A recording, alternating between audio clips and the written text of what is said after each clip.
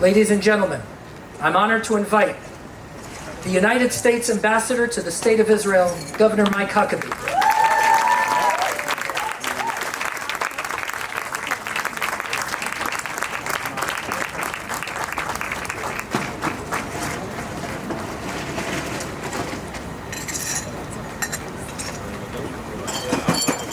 You know, I wanted to jump up here like he did, but my knees are older than his knees are, and even if I could have jumped up, I could never have jumped down. Well, I could have done it once, and then I would have been carted off on a gurney, and you would not have seen me for the rest of the evening. So, you really showed out doing that. You did. I'd like to speak to you tonight in Hebrew. I'd like to, but I don't know enough Hebrew to get beyond thank you very much. Todah Rabah. So I'm going to just speak in my native tongue tonight and express, first of all, deep thanks to Shari for magnificent hospitality. Just to be able to come and enjoy this beautiful place is in itself a blessing that I'm going to take with me. And thank you, Shari, for opening up your home and this magnificent property. Also to say thanks to a very special friend, Dr. Miriam Adelson, who is one of the most important people I've ever met. And many of you, of course, knew her husband, Sheldon, who was also larger than life in so many ways. And the two of them formed the most dynamic power couple I think the world has known. And everywhere I go, it doesn't matter whether it's in Israel or the United States, if there is something that is really spectacular and making a difference in the lives of people, you can almost always find that Miriam and Sheldon Adelson had something to do with it. The fact that they are involved in IAC is no surprise whatsoever to me. And Mary, I just want to say thank you for being who you are, your humility, your generosity, and your absolutely complete dedication to making sure that Israel is free, that Israel has an extraordinary capacity to defend itself and to honor the Jewish people wherever they live, and to carry that also into the United States and to help a message that is so vitally needed right now. It's never been more needed. When we think about 250 years of America, we think that's a big deal. We count ourselves. We're 250 years old. And my Israeli friends look at me and say, really? You think that's a big deal? We've been around here 3,800 years. We're celebrating lots of birthdays. And you are. And tonight, as we celebrate America's 250th celebration, it's special because I know when we get to number 300, I'm not going to be around for that one, so I really want to make this one incredibly special.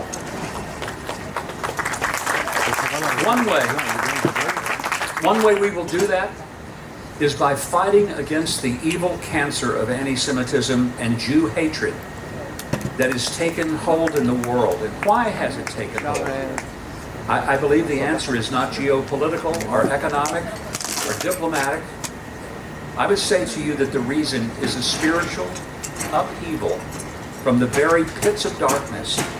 Because if there are people in the world who reject the idea of the God of Abraham, Isaac, and Jacob, who reject the idea of one God who has the power to have created the universe and therefore the right to determine the rules by which we live. If we reject that God, then you're going to try to find out who is it that brought this God into the world and let everybody know about it. And that's when you would realize that because God chose the Jewish people 3,800 years ago in this land and said, you're my people, this is your place, and I have a purpose for you. And those who reject it, they're not rejecting out of political animosity. They're rejecting the idea that they would have to answer to God rather than create a God that would answer to them. It's not that it makes sense. It's still irrational. But it is something that we cannot stand by, look the other way, and assume it will just disappear on its own. I recently got into a little bit of trouble controversy. Because I had the audacity to say something that I believe from the depths of my heart, and that is that as we celebrate America's 250th birthday, we need to understand where our roots come from. And I said the roots of America actually come right there in Jerusalem. And people thought, where in the world would you come up with that? Because had there not been a Jewish people who illuminated the world with God's law, there would never be a Christian faith, which is my faith. I tell people all the time, it's okay to be Jewish. You don't need Christians to be Jewish, but you have to need Jews in order to be Christian.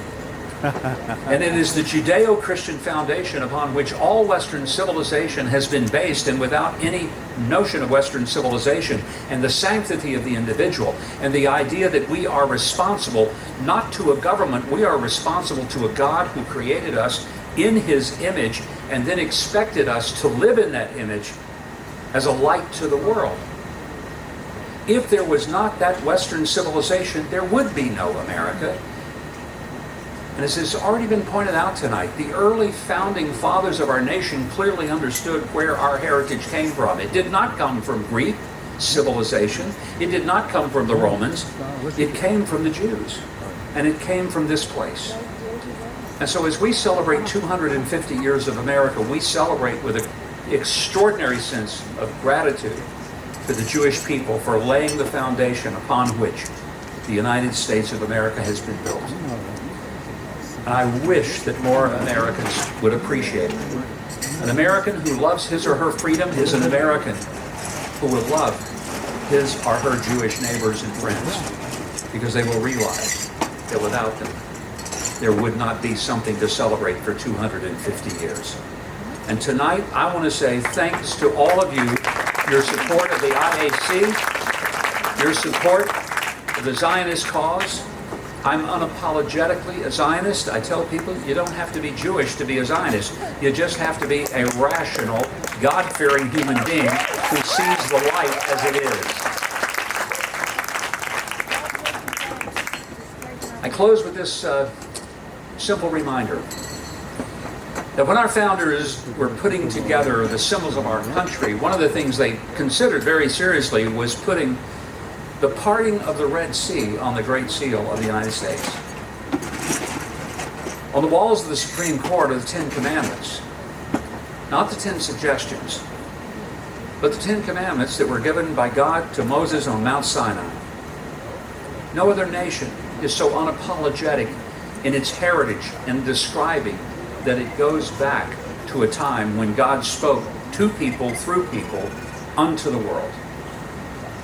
And it was also Washington, Jefferson, Adams, all of whom believed that the uniqueness that was in the heritage was the foundation of these words from the Declaration of Independence, that we hold these truths to be self-evident, that all men are created equal, and they're endowed by, not their government, but by their Creator with certain unalienable rights, among these life, liberty, and the pursuit of happiness.